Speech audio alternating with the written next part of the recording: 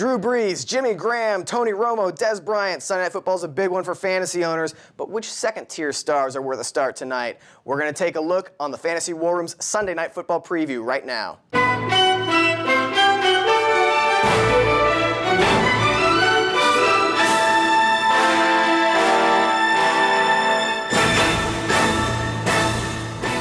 Sunday evening game, we have Dallas traveling to New Orleans, two prolific offenses playing in a dome. Two consecutive games now after speaking of the Denver-San Diego game and the Dallas-New Orleans game. Yeah. Should be all of the points in this game.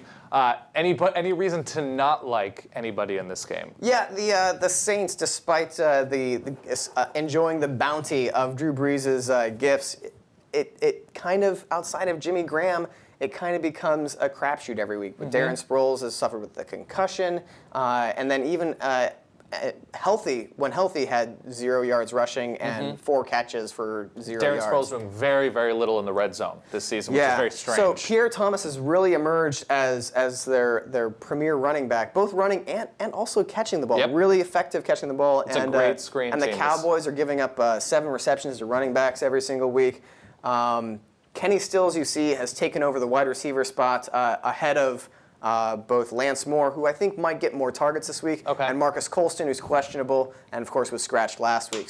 And Kenny Stills a feast or famine type option. Exactly. Doesn't get a ton of catches, but when he does, it can go for a ton. He gets he has that huge yards per catch average, where if he capitalizes on his 3 or 4 targets, you're going to enjoy it. I don't like that boomer bust play. You can feast against the Dallas secondary. Yes, you can. You can. But let's talk about the Cowboys offense. Yes. Because Tony Romo, while he's kind of a must start every week, his quality has got such great weapons. I would put just a little bit lower expectations on him this week. The Saints are actually 3rd best in the NFL in limiting fantasy points to opposing quarterbacks. A surprisingly good secondary. So in one of my leagues where I've got some good depth, I'm actually playing Russell Wilson ahead of Tony Romo this week. So I just think it's a little bit of a safer play, especially on Sunday Night Football. You never know, Tony Romo, is he going to kill you with those untimely sacks, fumbles, and receptions? It's anecdotal, I know, but it's just one of those things where you just have to have a little bit of I love Tony Romo in any dome. Yeah. I just do. Yeah.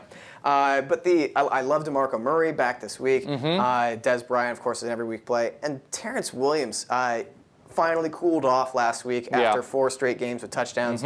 But I still think that he's a great play every week. Miles Austin, whether he plays or not, is just a non-factor. And Terrence Williams is where it's at. I'm going to answer this All right. Yellow. Another quick note about this matchup is Darren Sproles. He's like a better Danny Woodhead, who had an incredible game against the Cowboys with 2 receiving touchdowns, both coming on wheel routes. Oh. Fair enough. All right. Darren Sproles has had success against the Cowboys. Yeah.